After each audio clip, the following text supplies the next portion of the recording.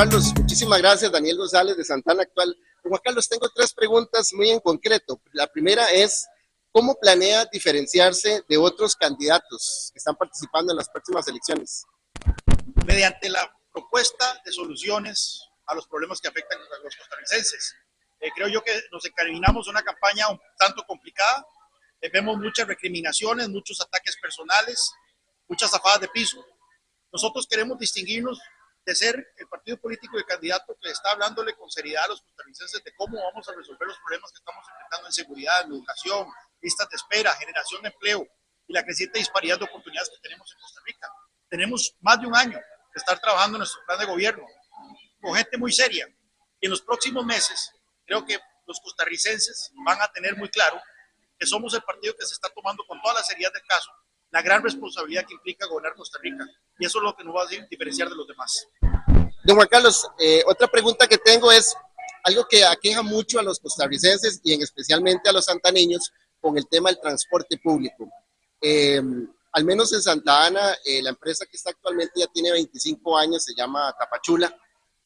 Hay muchos temas sobre el servicio al cliente que da la empresa, pero a nivel general, a nivel país, usted como llegando a la presidencia, ¿cómo podría solucionar el tema del transporte público en Costa Rica? El tema es que el Consejo de Transporte Público está capturado por los regulados, o sea, es la tragedia esta en donde se crea un órgano regulador y termina siendo capturado por las personas en las cuales tiene que regular.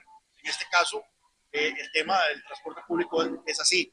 Por eso es que vamos a intervenir ese consejo de tal forma que responda a los intereses de los usuarios y vamos a impulsar la muy pospuesta sectorización del transporte público en Costa Rica, de tal forma que las rutas, que todo estén en función de los beneficios del usuario y no en función de los beneficios de las empresas que brindan el servicio. Nosotros como medio informativo pues le hemos dado mucho seguimiento a ese tema del transporte público. No podrá crearse alguna figura en el MOP donde, por ejemplo, los cantones tengan como un comité fiscalizador del tema del transporte público y que tengan cierta relevancia dentro del MOP para poder, digamos, fiscalizar de una mejor manera el tema del transporte público. Ciertamente el tema de la gobernanza del CTP hay que analizarlo, porque en este momento quienes controlan ese órgano nuevamente son las empresas reguladas y incluso el representante del usuario se escoge mediante una figura que termina siendo un representante más de las empresas reguladas. Entonces, no está funcionando, no está dando, o sea, el transporte público en nuestro país es un desastre, pero especialmente aquí en el gran área metropolitana. Entonces, sí hay que intervenir la gobernanza de esta institución y hay que ver distintas figuras, de ver cómo hacemos para que los representantes que estén ahí en verdad velen por la calidad de servicio y el bienestar del usuario. Bien, y por último, don Juan Carlos, ahora usted ha hablado del tema de la polarización política. ¿Cómo, llegando usted a la presidencia, cómo poder crear esos puentes de conversar con todos los demás actores políticos y también de los poderes del Estado? Porque actualmente lo estamos viendo mucho con don Rodrigo Chávez, el presidente, ataca a todos los poderes del Estado. ¿Cómo diferenciar ese tema de la polarización política aquí en Costa Rica? Estamos claros que los costarricenses quieren un cambio, pero en este caso las formas importan. Si usted agarra a patada a la gente no va a responder. O sea, y entonces el cambio que usted tanto quería tampoco se va a materializar. Nosotros tenemos que apelar al diálogo, tenemos que apelar a la búsqueda de consensos como se ha hecho en el pasado. En el pasado Costa Rica ha pasado por momentos en donde se han tramitado, por ejemplo, en la Asamblea Legislativa, agendas muy complejas, como fue en su momento la agenda complementaria del Tratado de Libre Comercio con Estados Unidos, que en cuestión de 11 meses hubo que aprobar 9 grandes proyectos que incluía la apertura del mercado de telecomunicaciones, la apertura del mercado de seguros y demás, alto grado de complejidad con varios partidos representados en la Asamblea Legislativa y se hizo. Eso se puede volver a lograr. Sí requiere liderazgo y sí requiere vocación de buscar esos consensos. Primero que todo, nombrar un ministro en la presidencia que tenga experiencia, que tenga colmillo político y que tenga vocación de diálogo con los distintos partidos. Ningún partido va a tener una mayoría en la próxima Asamblea Legislativa. Eso es algo que tenemos que tener claro. Por lo tanto, la única manera de sacar a este país adelante es mediante la fuerza de la unidad. ¿Cree usted, don Juan Carlos, que el tema de la pluralización política de varios partidos en la Asamblea Legislativa ahora hay mucho, o está generando mucho problema con el tema de cómo ponerse de acuerdo? O antes solo existía un bipartidismo, llamémoslo así, la Unidad y Liberación Nacional.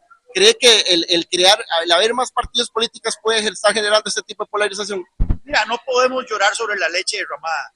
Ya lo de época del bipartidismo no va a volver.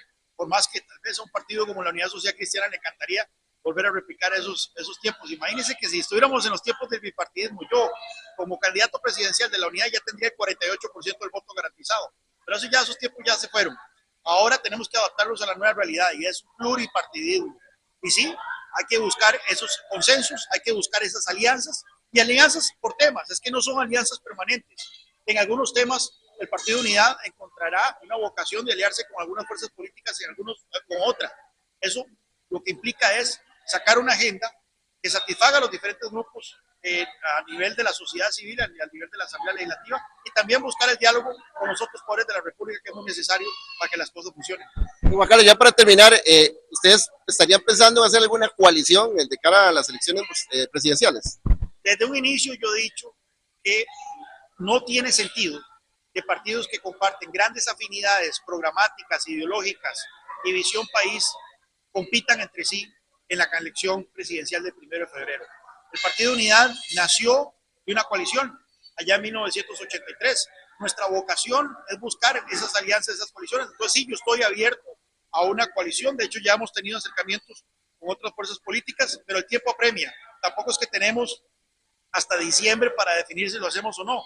El calendario del Tribunal Supremo de Elecciones demanda que cualquier coalición tiene que estar materializada para agosto. Por lo tanto, las definiciones con respecto a esa coalición tienen que darse en las próximas semanas.